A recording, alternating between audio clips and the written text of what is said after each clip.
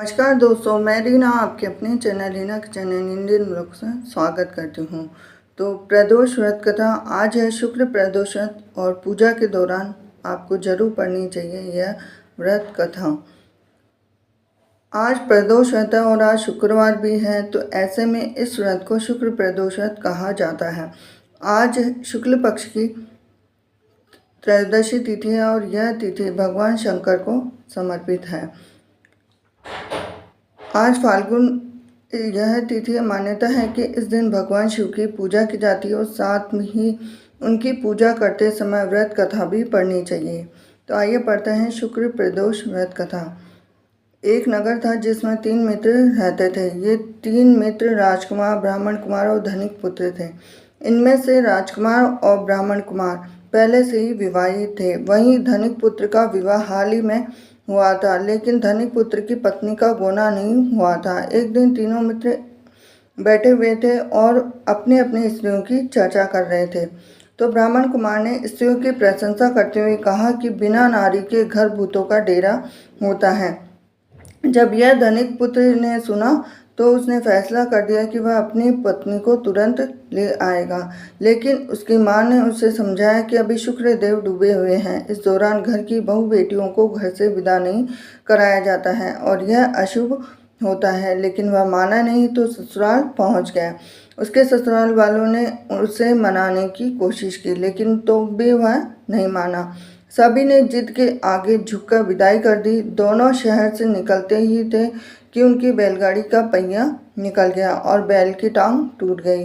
दोनों को काफ़ी चोट आई। फिर वो कुछ दूर चले तो उनका पाला डाकुओं से पड़ गया। वे पूरा धन लूटकर ले गए।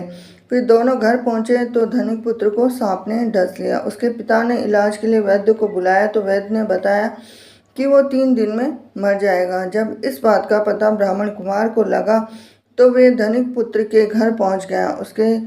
उसने उसके माता पिता को शुक्ल प्रदोष व्रत करने की सलाह दी।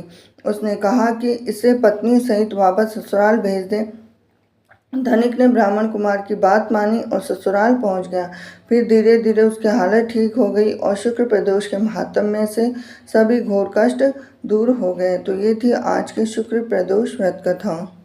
अब काफ़ी लोग प्रदोष व्रत करते हैं, तो प्रदोष व्रत के दौरान शाम को आपको क्या करना चाहिए। जैसे काफ़ी लोग उपवास रखते हैं, काफ़ी लोग व्रत भी रखते हैं। तो इसके अलावा व्रत के दौरान आप उपवास में खाई जाने वाली चीज़ों को आप खा सकते हैं, जैसे मावा बर्फ़ी, आलू का हलवा, समा चावल की खीर, नारियल बर्फ़ी, आलू का पापड़, केले की चिप्स, अरबी की सूखी सब्जी, लौकी की सब्जी, सिंगाड़े के आटे के पराठे, साबूदाने आदि खा सकते हैं।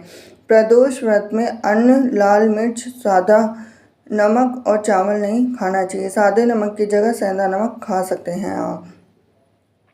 प्रदोष व्रत में जैसे स्नान आदि करने के बाद में हल्के रंग के कपड़े पहनने चाहिए। भगवान शिव के सामने घी का दीपक जलाना चाहिए। 108 बार ओम नमः शिवाय मंत्र जाप करें। शाम के समय प्रदोष काल में भगवान शिव को पंचामृत, दूध, दही, घी, शहद और शक्कर से स्नान कराएं। उसके बाद शुद्ध जल से स्नान कराकर रोली मोली चावल धूप दीप से पूजन करना चाहिए। तो प्रदोष व्रत के दौरान जैसे किस चीज़ का भोग लगाना चाहिए, तो प्रदोष व्रत में शिव जी को दही और घी का भोग जरूर लगाएं। मान्यता है कि इससे जीवन के सभी कष्ट दूर होते हैं, साथ ही संतान सुख की प्राप्ति भी होती है। इस दौरान शिव जी को हलवा का भोग लगाने से भी मनचाही इच्छा प्राप्त होती है।